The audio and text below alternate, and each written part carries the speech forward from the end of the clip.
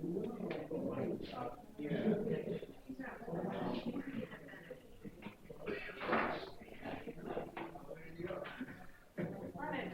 right. Musical chairs.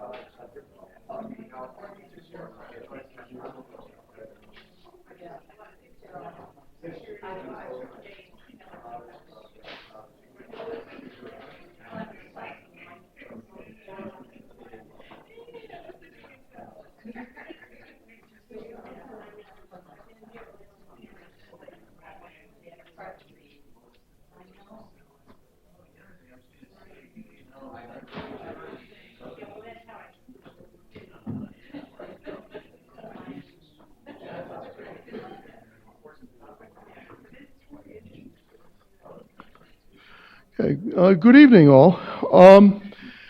My name is Jonathan Anton, and it is my great pleasure to welcome you to this year's Frank J. Battisti Memorial Lecture.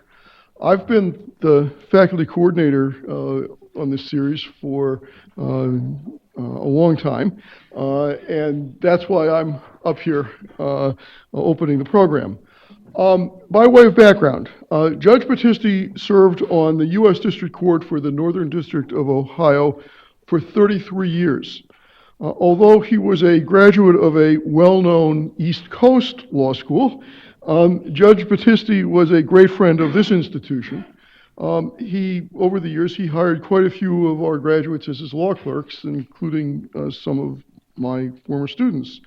In fact, this lecture series came about largely because of the devotion of many of Judge Battisti's clerks who helped to endow the series.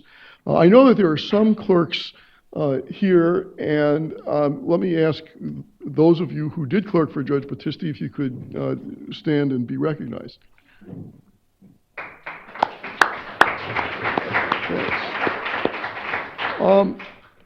Let me also introduce retired Judge Diane Karpinski of the Ohio Court of Appeals for the 8th District. Judge Karpinski is Judge Battisti's sister-in-law. Judge, could you? Okay. Now, over the years, we've had an extraordinary array of distinguished lecturers, both from the law and from other fields in which Judge Battisti had an abiding interest.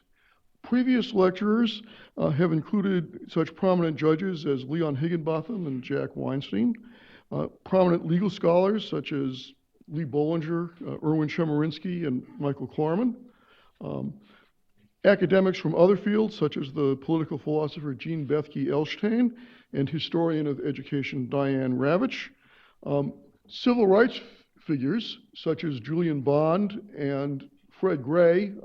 Mr. Gray's picture is up here on the wall, and if you're interested, the Case Western Reserve Law Review will be running a day-long symposium in Mr. Gray's honor in this room next Friday.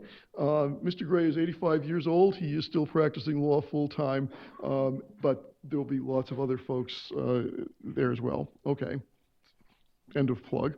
Among the other speakers in the series over the years, Sister Helen Prejean, and two of Judge Battisti's own clerks who have gone on to distinguished careers, Judge Marilyn Shea Stoneham, who's a federal bankruptcy judge for quite a while, and Dean Frank Wu of the University of California Hastings College of the Law. Now, to introduce tonight's lecturer, it's my pleasure to turn things over to my friend and colleague and my office neighbor, Associate Dean Rukiah Yerby.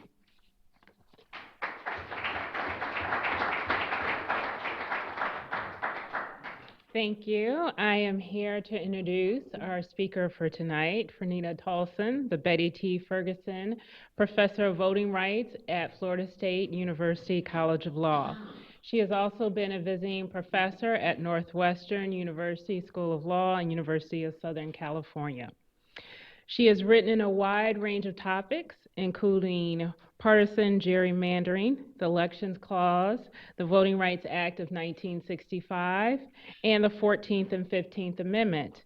And actually, she has a forthcoming book called A Promise Unfulfilled, Section 2 of the 14th Amendment and the Future of the Right to Vote, which will be published next year by Cambridge University Press.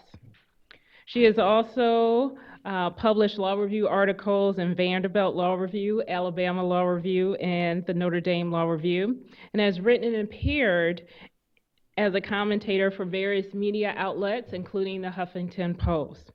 She is a graduate of the University of Chicago Law School, where she was the editor of the Law Review and a moot court star. She also served as a judicial clerk for Judge Ruben Castillo of the U.S. District Court of the Northern District of Illinois, and a judicial clerk for Judge Ann Claire Williams of the U.S. Court of Appeals for the Seventh Circuit, which is how we met. We were both former clerks of Judge Williams. And in fact, I remember years ago when she was just writing her first law review article. I remember reading it and providing comments on it, and I thought you were great then, and you are a star in the legal academy, and it is an honor for me to introduce her.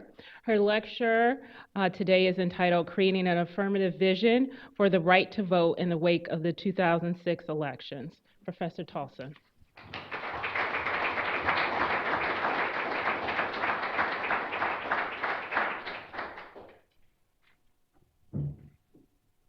It is such a pleasure to be here. Dean Yerby is so kind, and she won't tell you the truth that my first article was awful. It's awful.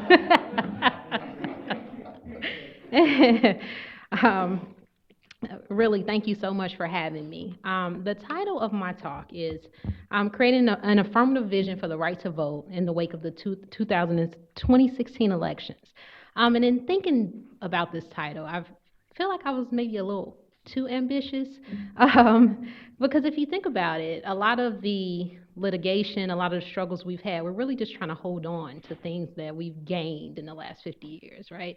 So I'm really being ambitious and trying to say we need to have a more affirmative vision of what the right to vote means.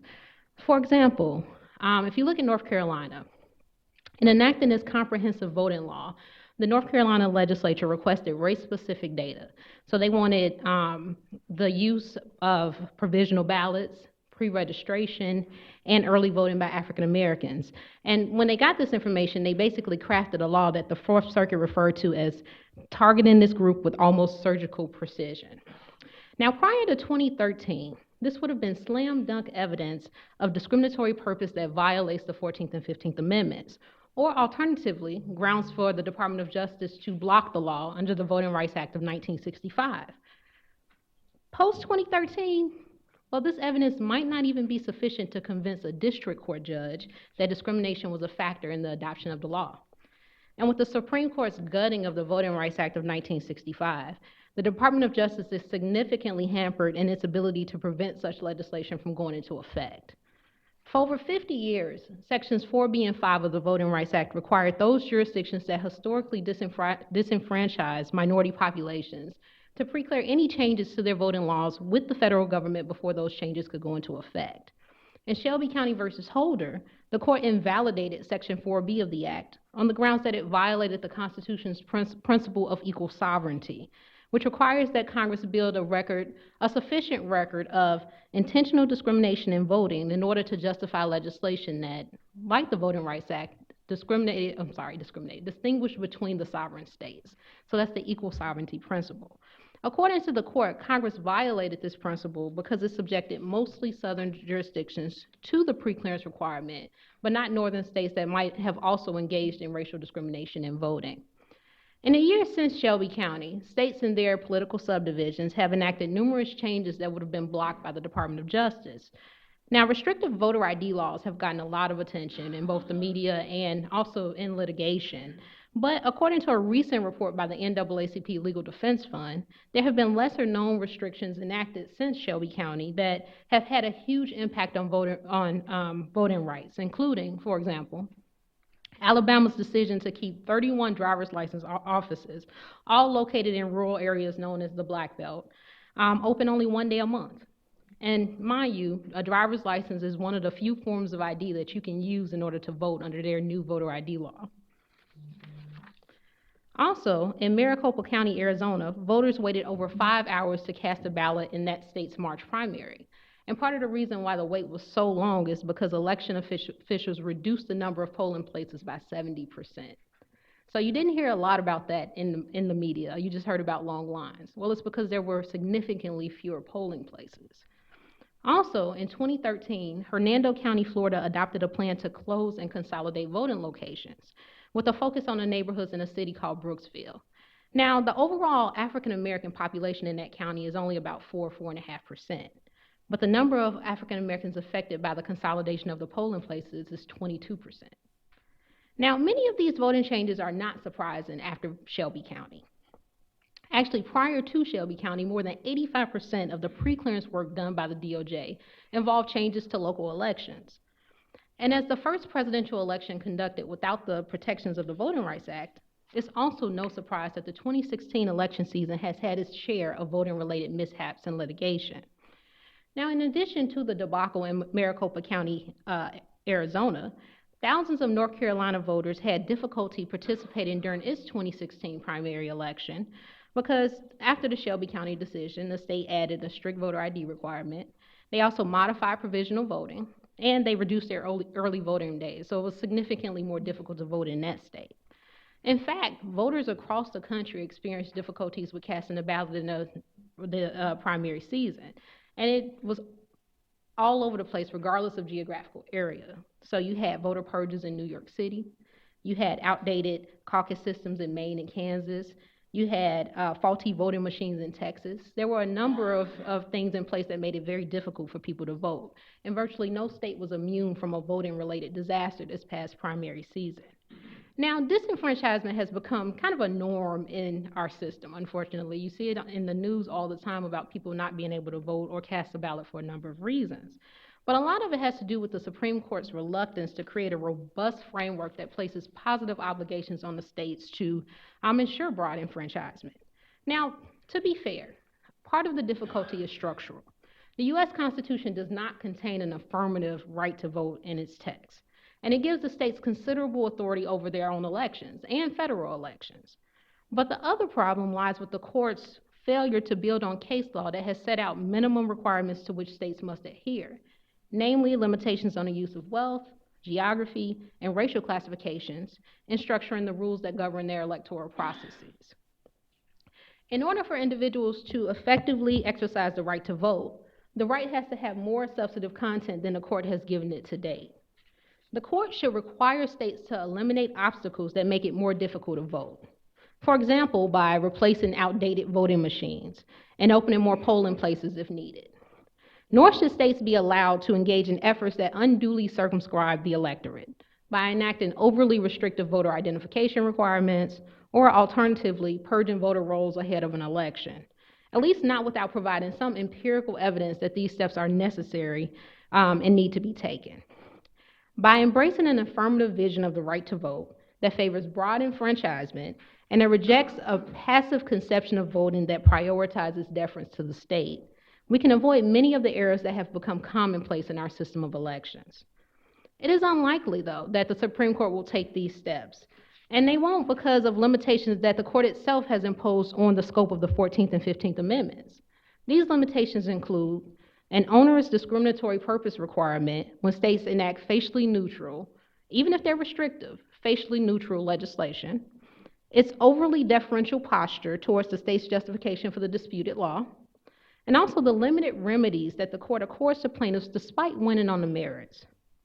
In order to prevent states from enacting laws that undermine the right to vote, voting advocates must turn away from their traditional reliance on courts, on the 14th and 15th Amendments, on the things that they're used to in defending the right to vote, and they have to start thinking outside of the box.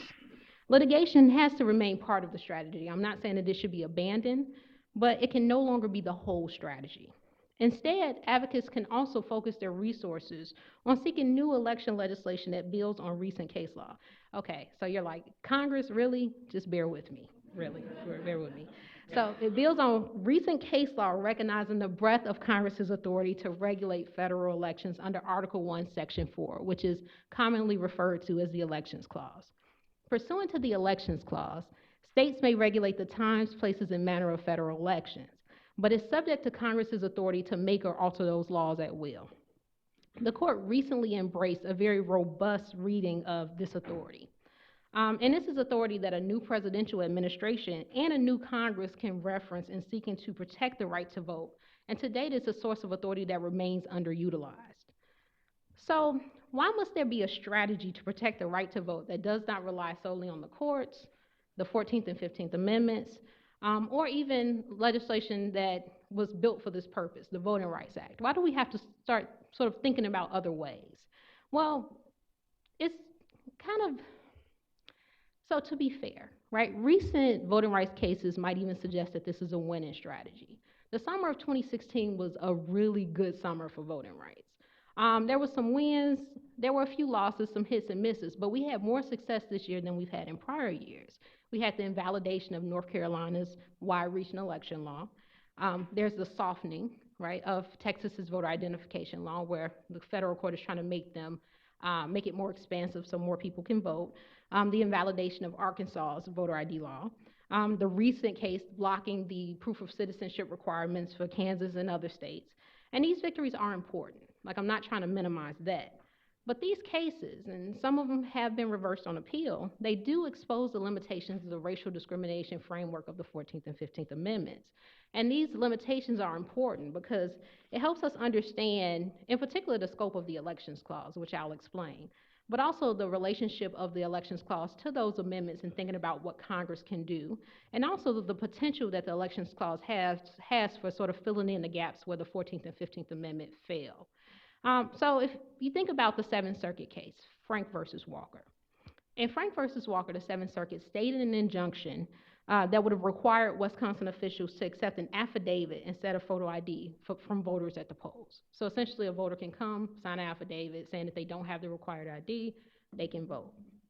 Instead, what the court did was they allowed Wisconsin to amend its voter ID law to permit individuals to fill out paperwork at the state DMV, and then they would receive a free ID in the mail.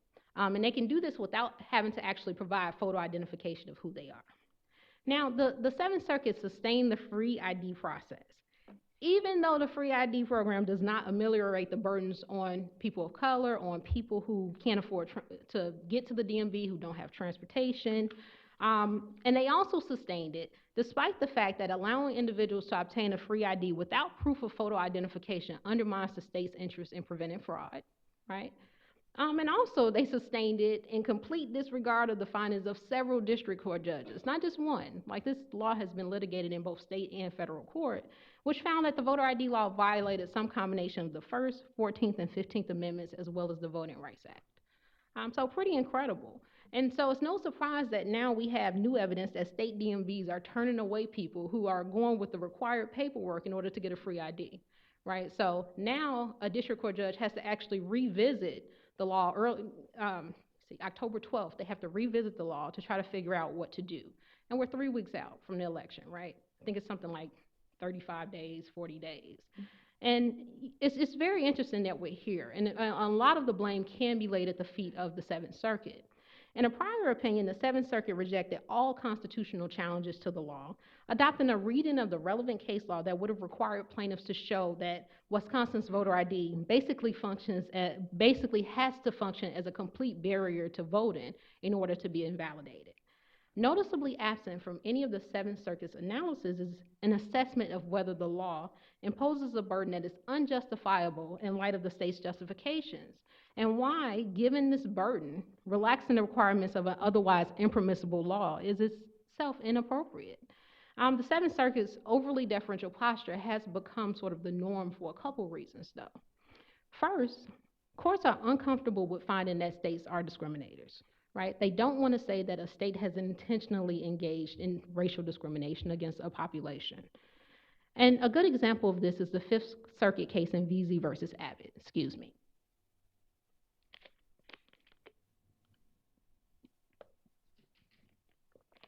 I always had this fear I'll drink and then it'll just, in front of everybody. Okay. So court doesn't want to call the state a discriminator. VZ versus Abbott, Fifth Circuit case. In the Fifth Circuit, the court found that Texas's voter identification law violated Section 2 of the Voting Rights Act, which prohibits any law that has the intent or effect of abridging the right to vote on the basis of race. So intent or effect, meaning that plaintiffs can win by either showing intentional discrimination or that the law has a discriminatory impact. But in rejecting the lower court's analysis of the constitutional claim, because the lower court had found that the Texas law, that the legislature had in fact acted with discriminatory intent. But what the appeals court did is they parsed the evidence in a very formalistic manner, right? So what they did was they relied on older instances of discrimination in order to validate the statutory claim, the Section 2 claim. But then they disregarded that evidence when it came to trying to figure out if the Constitution was violated. And in reality, the issue is one of weight. That's what we're trying to determine here, right? This goes to my second point. The reluctance to label the state a discriminator drastically reduces the weight that a court places on evidence of discriminatory intent. And that's why you have this very formalistic parsing in the Fifth Circuit case. The Fifth Circuit was especially troubled by what it viewed as the lack of contemporary evidence of discrimination. But instead of disregarding older evidence, the court should have just credited the older evidence less than they credited the more recent evidence. And that's what the court did not do. And this is contrary to Supreme Court precedent. The Supreme Court is clear that older evidence is still probative of discrimination, just less probative than more recent examples. The case that VZ cites in favor of disregarding older evidence actually disregarded evidence that was a century old. Here, we don't have that. The district court in particular, in supporting its discriminatory intent finding, relied on official decisions and case law from the last 30 or 40 years, including recent voting rights case law that found that the same state legislature that enacted the voter ID law had acted with racially discriminatory intent in enacting this redistricting plan. So it's not as if we don't have a case law which has basically found that this same legislature has acted with discriminatory intent in a different context. In contrast, though, the Fourth Circuit's a little better on this. In invalidating North Carolina's restrictive voting law in NAACP versus McCrory, they found that the incidence of Section 2 litigation, the preclearance denials by the Department of Justice, and also its prior case law illustrating discriminatory actions on the part of the state are all relevant to the discriminatory intent analysis. So you don't have this parsing of the evidence in order to try to discredit a discriminatory intent finding. Now, the Fourth Circuit acknowledged that the pre-1965 history in North Carolina has limited probative weight. They were very clear about that. Nonetheless, the court used this history in order to provide context and show how the new laws place unprecedented and extreme restrictions on the right to vote. So the older evidence still played a very important role for providing context for understanding why these laws were problematic. In contrast, the district court in McCrory had focused solely on the question of whether there's any contemporary evidence of discrimination. And so that's why they ultimately rejected the plaintiff's constitutional claim. But as I point out, making the issue one of weight that the court should accord to a piece of evidence as opposed to admissibility is a much better approach, particularly where you're dealing with intertwining statutory and constitutional claims. So Section 2 in particular, Section 2 of the Voting Rights Act, what we're looking for looks a lot like the evidence we're looking for under the 14th and 15th Amendments. So trying to figure out what evidence should go to the statutory claim and what evidence should go to the constitutional claim is just a little odd. But courts do attempt this, and as a result, you get wildly inconsistent outcomes in these cases. So this brings me to my next point. Now, the remedies available to plaintiffs in these cases where you're dealing with the 14th and 15th Amendments, it's actually not quite fair because courts are concerned about intruding on the state's sovereignty over elections, and so oftentimes they'll adopt remedies in these cases that don't really reflect that the plaintiffs won on the merits. Now, the concern about intruding on the state's sovereignty over elections is why courts often punt on the question of discriminatory intent altogether, right? They'll just say, hey, this law violated Section 2 of the Voting Rights Act. It has a discriminatory effect. We won't even address the question of discriminatory intent. But had the Veazey court in particular found that Texas engaged in intentional discrimination, then the court could have, in addition to finding constitutional liability, bailed the state back into preclearance under Section 3B of the Voting Rights Act. In addition, punting on the question of discriminatory intent is also probably what led to the softening of the Texas voter identification law, which added the affidavit option to the list of acceptable identification, as opposed to invalidating the law in its entirety. Now, I'm not completely anti-softening, but I just feel like softening is probably more appropriate to address a law that has a discriminatory effect. But it's arguably inappropriate where a law is passed with intent to discriminate, as is the case with the North Carolina law, and also arguably true with respect to the Texas law. Now, in Veazey, the Fifth Circuit, as I mentioned, got around the discriminatory intent finding through a very unusual view of the evidence, but it's pretty clear that a lot of the evidence before the court actually fell squarely within the intentional discrimination paradigm. For example, there were departures from normal procedures in adopting the voter identification law. There were questionable statements and omissions from legislators who supported the bill. There was also the tenuousness of the legislature's purpose in passing the bill. And then finally, contemporary evidence of state-sponsored discrimination, right? Finding that that particular state legislature had acted with discriminatory intent in the past. So really, this affidavit option shouldn't have even really been on the table. And in fact, Texas has kind of half-heartedly attempted to enforce it. And it really can't resolve the issues that surround a law that's adopted with discriminatory intent. Now, much of the waffling in these cases, even those in which the plaintiffs are able to show that the state law violates some statutory or constitutional provision, well, it stems from a fundamental misunderstanding about the scope of Congress's authority over elections, and also the role of the states in organizing the machinery of federal elections. Some confusion is mitigated in the context of the Elections Clause, though, and that's why I propose it as an alternative here. Unlike the 14th and 15th Amendments, and even the Voting Rights Act to some extent, the Elections Clause does not directly implicate the racial discrimination framework. And so courts do not have to try to fit violations of the clause within the context of this complex rubric, or rather controversial rubric. It's more controversial than complex. The Elections Clause in particular escapes the complex factual questions that accompany any analysis of discriminatory intent. So you don't have to try to discern what, 100 or 200 different legislators were thinking when they enacted the law, right? State laws that don't necessarily violate the 14th and 15th Amendment could still exceed the scope of state authority under the Elections Clause. And so that brings me to my normative suggestion, which I advance here with some hesitation because I wonder about Congress, right? Is Congress the answer? And I still have hope, right? We have a new presidential administration on the horizon, and really this is an opportunity, right? This presents an opportunity for the political branches to not only escape the anti-discrimination framework in a way that the courts can't, but it also gives them an opportunity to provide more substantive content to the right to vote. And they can do this through the Elections Clause, and they can do it in a way that, maybe the court has been unable to do, or, to be fair, maybe unwilling to do. So in Arizona versus Intertribal Council of Arizona, which was a case that came down a few years ago, really the same term as the Shelby County decision, the court adopted a very broad view of Congress's authority to make or alter state law under the Elections Clause. And they described the authority as, quote, paramount, and they noted that it may be exercised at any time and to any extent which it deems expedient. So a very broad description of congressional power. And my view is that by focusing on the Elections Clause as a source of authority, the next administration can set a legislative agenda that fundamentally changes how federal elections are administered.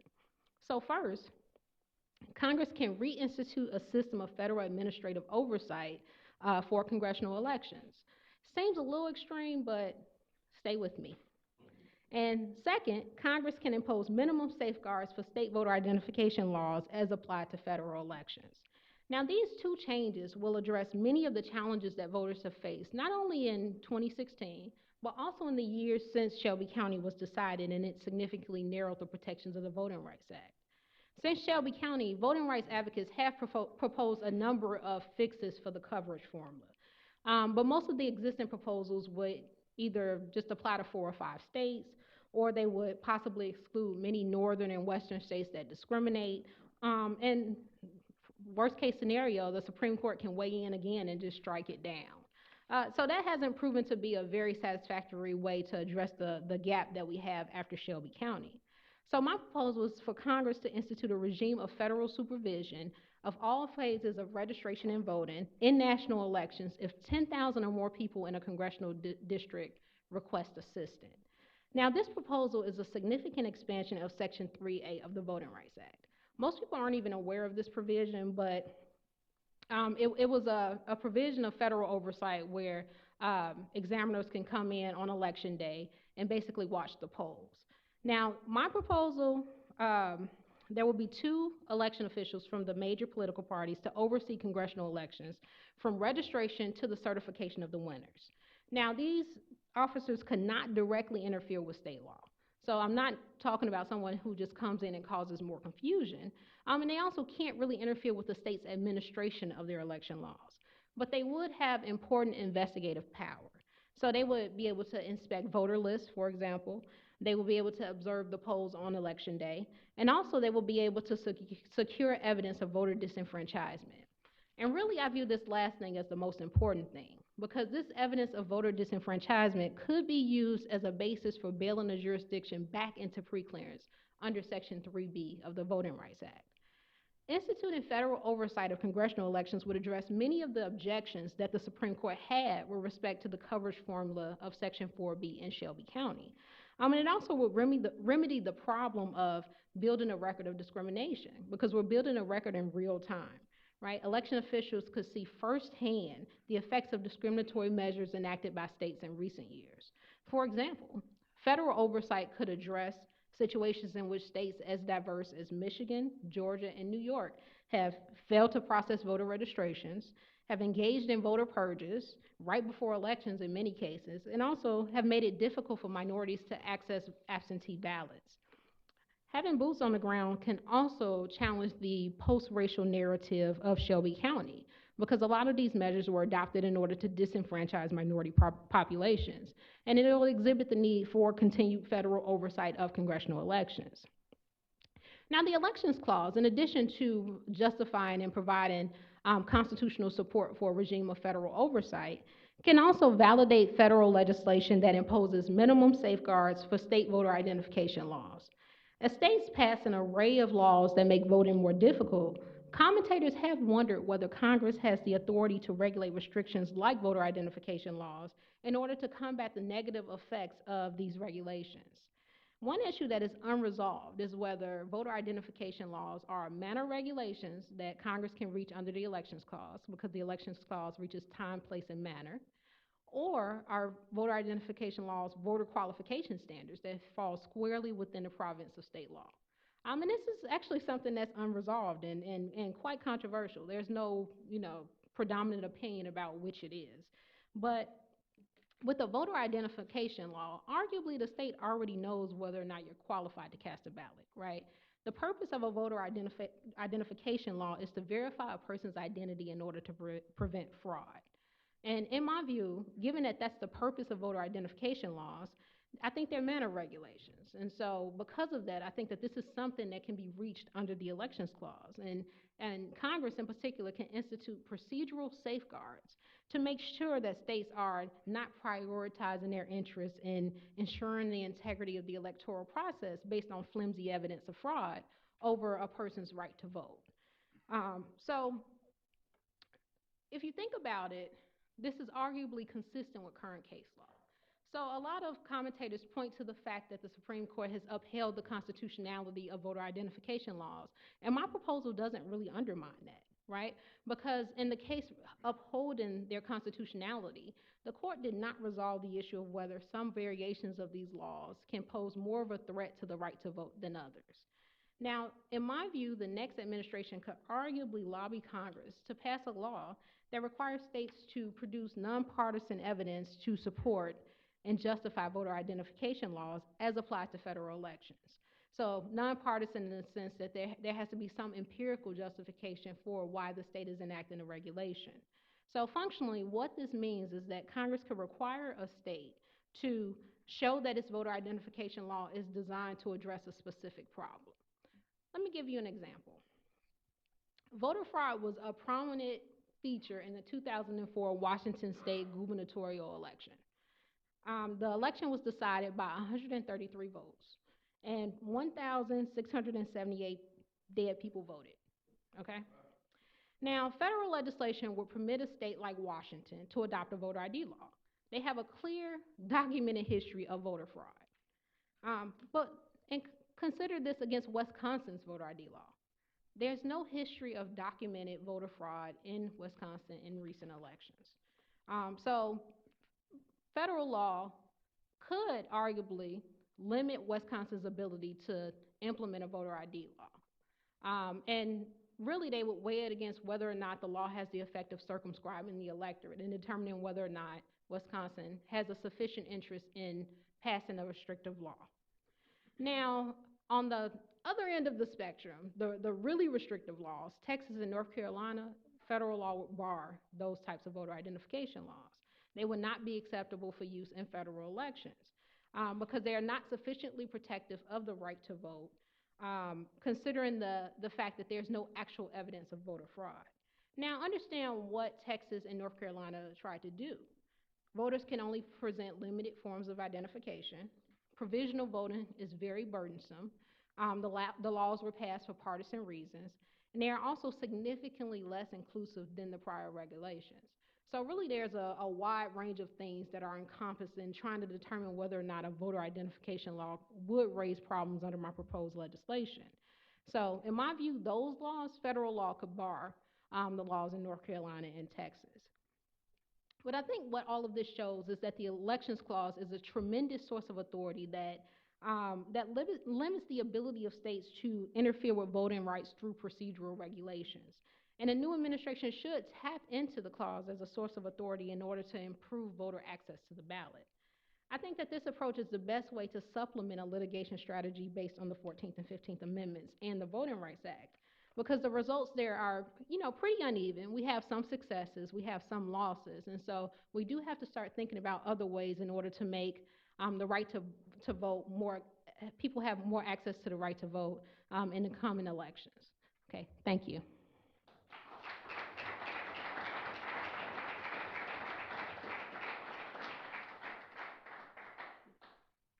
Thank you, Professor Tolson. Professor Tolson has said that she's happy to take some questions. This program is being recorded and will be posted on the web. That means two things about questions. One, please make sure they are questions. And two, please also wait. There is a mic that we will use for the questions so that the recording will be able to pick up the questioner. So. You have anybody who has the mic? Okay. So. I'll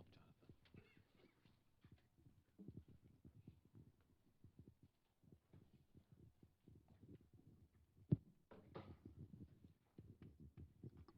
Are you aware of any groups that are lobbying for your way of proceeding forward at the legislative level? I'm trying. I am actually trying. So I've been in contact with the Advancement Project and the American Constitution Society about pursuing this as an avenue. And the American Constitution Society in particular have put together a series of essays called What's the Big Idea?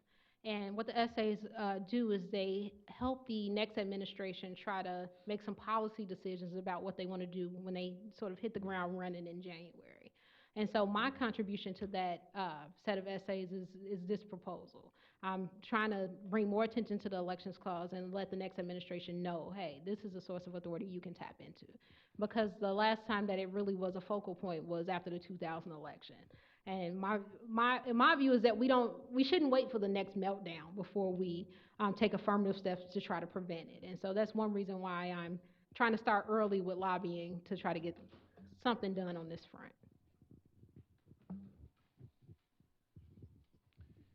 Professor, you alluded to outmoded voting techniques and methods. In the aftermath of the 2000 election, Congress adopted the Help America Vote Act, HAVA. There was, for a short period of time, a few years, a lot of money for new voting technology. That engendered a lot of controversy because some of the technology wasn't really market ready, so to speak. Yeah. Do you have a particular view on the intersection between the technology that's used to carry out elections and potential, discriminatory motives or effects that may be realized?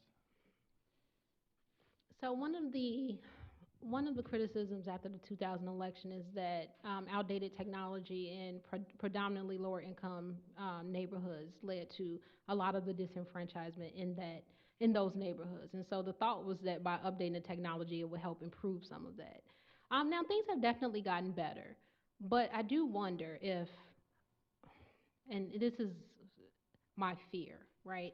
To what extent can the federal government require states to adopt certain technologies, in part because of the risk of global hacking, right? This is something I think is kind of on everybody's radar, and I'm not sure. I feel like any court reviewing federal action that tries to force states to adopt certain mechanisms for security reasons, for example, will have to engage in a very broad reading of congressional authority.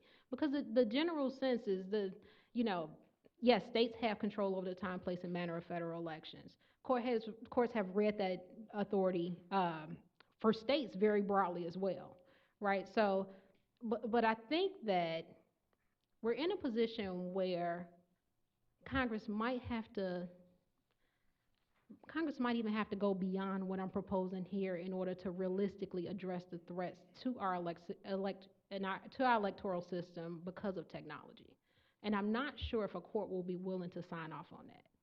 But I do think that it's required. So the technology piece is a very complicated one because I do think it forces us to rethink our system of elections in a way that ultimately we have to. Either we have to amend the Constitution or the court has to be willing to be realistic about what Congress needs to do. So I don't know if states will ever take the initiative and adopt technology on their own, though, absent a controversy or absent a close election that turns into Bush versus Gore.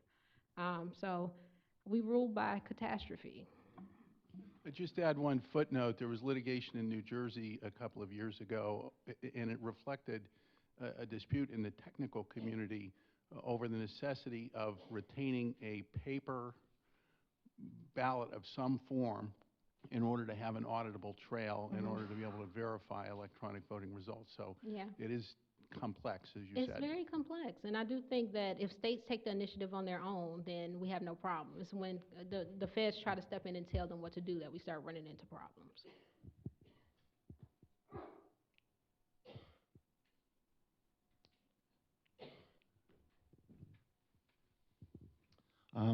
Privacy concerns aside, would you ever advocate the adoption of a single federal ID for voting purposes? No. And one would think that I would be in favor of that, given my proposal. But so I do federalism and election law, and I actually do still think that the states have a pretty important role to play in all of this. We always hear about the bad news, right? We hear about the states who are passing regulations to restrict the right to vote, but quite a few states have passed laws to expand it, right? There are some states that are, handling this very well. So I would hate to sort of nationalize everything. I want to stay away from that, but give Congress enough room to address some of these problems. And I know I'm walking a very fine line. I'm aware. But I do think that it's something that can be done.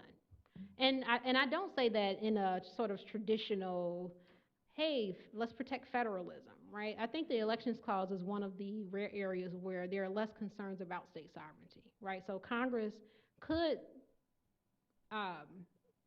sort of legislate under the Elections Clause and not really give much thought to the states, but that's just not really our way. They do still think about the states when they legislate. They do still try to convince the states to be on board when they pass legislation. And so I think that if Congress ever stepped in and tried to pass sort of this national ID, even if it will make things more easy and more convenient, a lot of states will push back because they'll just see it as an affront to their sovereignty. Now, I think a court would still uphold it because the elections clause is not federalist in a traditional sense, but it does sort of go against the tradition of allowing states to handle these problems, at least initially. Professor Tolson, real quick question on those same lines. We regulate on the federal level through a separate agency, through the Federal Election Commission, financing federal elections. Here we are in 2016, still debating how we vote. I find that quite remarkable. Would you ever advocate a separate commission to monitor elections throughout the country, similar to the way we do financing, after all? And along those lines, maybe short of an ID, but some other body that can set uniform standards amongst all states to protect against all citizens against voter fraud. We actually have one. It just doesn't get a lot of attention. Well, it's gotten quite a bit of attention recently. But for a long, it's the Election Assistance Commission, and for a long time they didn't have enough commissioners to actually do anything, and so that's why people forget about it. But recently, its executive director allowed allowed Kansas to amend the federal form to require proof of citizenship in order to register for federal elections, and so they got sued. So that's why the commission has become news lately, because whether or not proof of citizenship is required for registration in federal elections has been a hot topic in recent years. Recently, I forget which circuit, the 10th Circuit weighed in and said that he couldn't do that, not unilaterally, just determined that Kansas can require proof of citizenship from its citizens. So we do have it.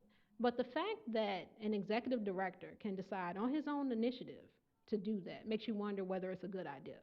And I'm not sure that it is. I'm not sure that we actually want them doing that. And then the FEC is another example of why we might not want another commission, right? So, yeah, I'm not a fan.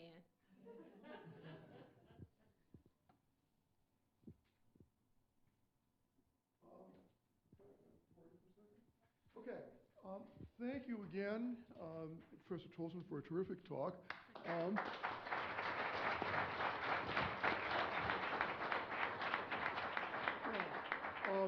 Immediately after we adjourn, there is a reception out in the lower rotunda. But before we adjourn, on behalf of the law school, we have a little gift for you in recognition of your having been here. And let me just read this, and then we'll hand it over. The Frank J. Battisti Memorial Lecture for Nita Tolson, Betty T. Ferguson, Professor of Voting Rights, Florida State University College of Law, October 6, 2016. Thank you for a terrific program. Thank you so much. Let's get it turned around.